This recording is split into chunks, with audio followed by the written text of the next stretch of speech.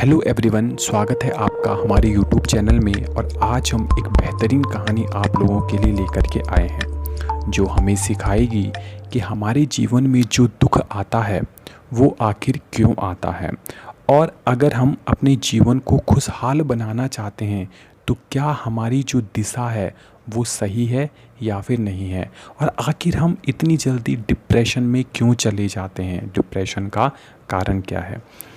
तो शुरू करते हैं आज की बेहतरीन कहानी। ध्यान से आप लोग सुनिएगा और इसका निष्कर्ष निकालिएगा। तो देरी न करते हुए आज की इस कहानी की शुरुआत करते हैं। एक बहुत बड़ा राज्य होता है और उस राज्य का जो राजा होता है उसकी ये चाहत होती है कि मैं पूरे विश्व पर राज करूं, है ना। तो वो एक दिन रात को सोया हुआ रहता है और उसको ये चिंता सताती रहती है कि आखिर मैं कैसे पूरे विश्व पे राज करूँगा। एक के बाद एक राज्य वो जीतते चला जाता है। तो एक दिन वो ऐसे ही सोया रहता है तो ऊपर छत में कोई आदमी चल रहा होता है। तो राजा हो रहता है, उसको चिंता हो जाती है क्योंकि राजा के तो कई दुश्मन होते हैं। तो वो एक बहुत तेज़ से आवाज़ लगाता है कि हे, ये छत पर कौन है। तो वो आदमी कहता है कि हे राजन, आप घबराएं नहीं, मैं एक आम आदमी हूँ और मेरी कोई चीज़ गुम हो चुकी है जिसे मैं यहाँ पर ढूंढ रहा हूँ। तो राजा मुस्कुराता है, वो कहता है कि इस राजमहल की छत पर तुम्हारी कौन सी चीज़ गुम हो चुकी है। तो वो आम आदमी कहता है कि मेरा एक ऊँट है जो गुम हो चुका है और मैं उसे ढूंढ रहा हूँ। तो राजा तो पहले चिंतित हो जाते थे, लेकिन इस वाक्य को सुनकर राजा के चेहरे पे भी हंसी आ जाती है।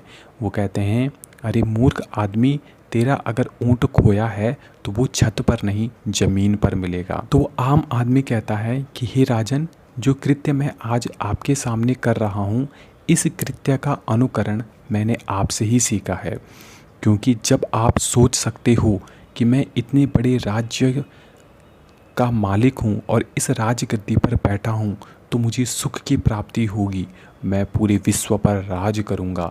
लेकिन क्या आपने कभी सोचा है कि इस पूरे विश्व को जीतने के चक्कर में आप हर समय चिंतित रहते हैं, दुखी रहते हैं और मान भी लेते हैं कि अगर आपने पूरे विश्व को जीत लिया तो उसके बाद क्या, क्योंकि आज आपके अंदर जो सुख को पाने की इच्छा है वो यही इच्छा है कि मैं एक के बाद एक राज्य जीतता जाऊं और पूरे विश्व पर राज करता जाऊं। लेकिन जब आपको ये सारी चीज़ें मिल जाएंगी तो क्या आपको सुख की प्राप्ति होगी, और दूसरी चीज़, क्या आप बचे रहोगे, क्योंकि इस जीवन का जो सबसे बड़ा सत्य है वो है मृत्यु। मृत्यु एक दिन सबको ही आनी है। तो वो राजा बहुत ही गहन सोच में पड़ता है। और दूसरे दिन जब सुबह होती है तो उस राज्य में एक और घटना घटित हो जाती है।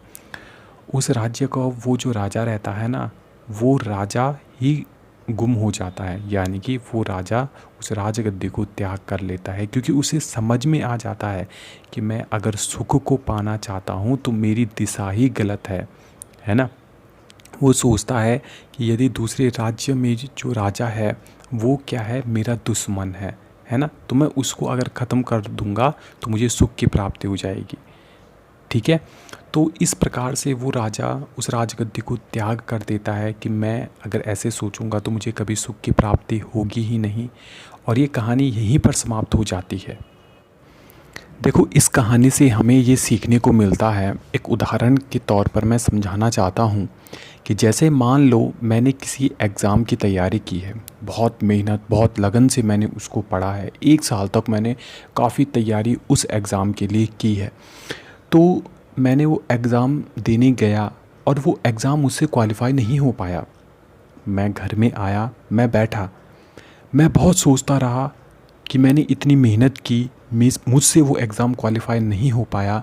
लेकिन और जो बच्चा था उसने उतनी मेहनत नहीं की, लेकिन वो उस एग्ज़ाम को क्वालिफ़ाई कर दिया।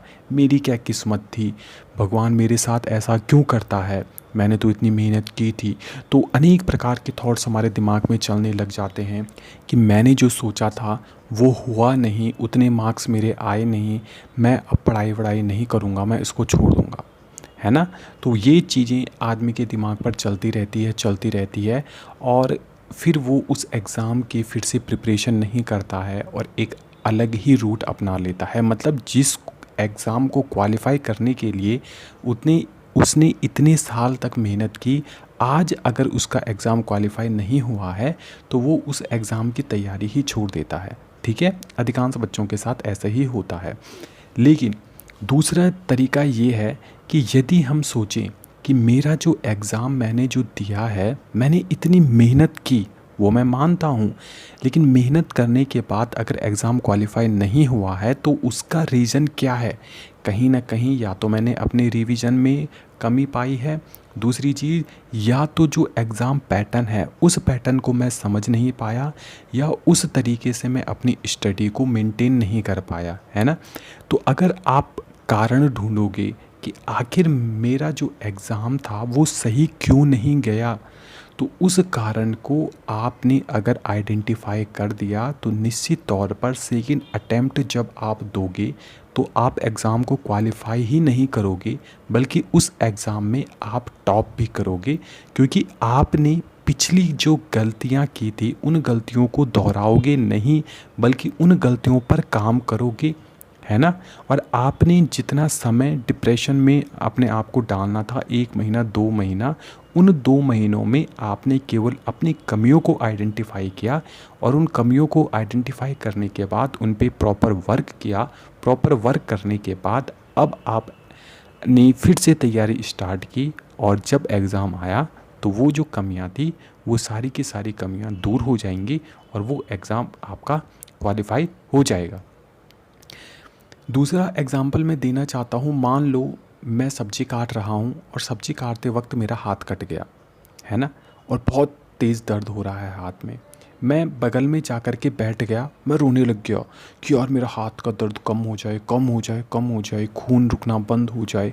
और मैं सोच रहा हूँ कि यार आखिर ऐसा क्यों हो रहा है, मेरे हाथ पे दर्द क्यों हो रहा है, मैं रो रहा हूँ, मैं भटक रहा हूँ, है ना। ये जनरल एग्ज़ाम्पल है। तो क्या उससे मेरा दर्द कम हो जाएगा? बिल्कुल नहीं। मुझे क्या करना चाहिए? मुझे उस पर पट्टी करनी चाहिए, या फिर मुझे दवाई लेनी चाहिए, या फिर मुझे डॉक्टर में जाना चाहिए। अगर मैं ऐसा करता हूँ तो खून रुकना बंद हो जाएगा, और जब मैं दवाई खाऊंगा तो मेरा जो दर्द है वो भी कम हो जाएगा, है ना। तो हमारे जीवन में भी यही होता है, जब भी हमारे जीवन में दुख आता है ना, तो उस दुख को ज़्यादा बढ़ा चढ़ा कर मत लो। भाई दुख आया है, उसको स्वीकार करो, है ना। मान लो कोई भी दुख हो सकता है आपके जीवन में, आप परेशान हैं, है ना, लेकिन उस परेशानी का कारण क्या है, उस कारण को ढूंढो, उस कारण पे काम करो। निश्चित तौर पर जब कारण ही दुख का समाप्त हो जाएगा तब बचेगा क्या। भाई जब रात हो रही है ना, रात को मान लो दुख है, ठीक है, मैं रात भर रोता रहा कि यार सुबह हो जाए, सुबह हो जाए, सुबह हो जाए। क्या रात को सुबह हो जाएगी? क्या रात 12 बजे सुबह हो जाएगी? भाई सुबह तो 7 बजे ही होगी, है ना। लेकिन अगर मुझे पता चल गया कि सुबह 7 बजे सूरज की किरण आएगी तो मेरा दुख वहीं पे समाप्त हो जाएगा। मैं 7 बजे तक क्या करूँगा? इंतज़ार करूँगा, और इंतज़ार करके बैठा रहूँगा, ना कि मैं पूरी रात भर रोता रहूँगा। भाई सुबह तो अपने टाइम पे ही होनी है ना। ऐसे ही हमारे जीवन में दुख होता है कि दुख की घड़ी जब आती है तो कुछ समय तक वो दुख तो रहता है, लेकिन उस दुख का कारण आपको पता होना चाहिए। कारण अगर आपको पता चल जाएगा तो सुख तो बचा। उसके बाद अगर जीवन में दुख नहीं है तो सुखी तो है। अगर मैं बीमार नहीं हूँ तो मैं क्या हूँ फिर? मैं स्वस्थ ही तो हूँ। तो अगर मैं स्वास्थ्य को खोजने निकलूँ तो स्वास्थ्य क्या है भाई? अगर बीमारी ही नहीं है तो वही तो स्वास्थ्य है ना। मान लो मुझे कोई बीमारी है, मुझे कैंसर है, मैं ज़िंदगी भर मैं पूरी दुनिया में ढूंढने चला गया कि मुझे सुख चाहिए, मुझे एक स्वस्थ शरीर चाहिए, तो क्या मेरा कैंसर ठीक हो जाएगा? नहीं, मुझे कैंसर का इलाज कराना चाहिए, है ना। अगर मुझे कैंसर हो गया, मैं टेंशन में चला गया, ये सो फलाना फलाना, नहीं भाई, कैंसर है, स्वीकार करो, इलाज कराओ, बस उसका बीमारी ख़त्म हो गई तो बचा क्या? सुख बचा। ऐसा ही अपना जीवन चलता रहना चाहिए, और जो भी प्रॉब्लम्स आती है आइडेंटिफाई करो, उस पर वर्क करो, उसको वहीं पर डिस्ट्रॉय कर दो। जब प्रॉब्लम ही समाप्त हो जाएगी तो क्या बचेगा फिर? कुछ नहीं। तो यही मतलब जीवन को जीने का तरीका हमारा होना चाहिए।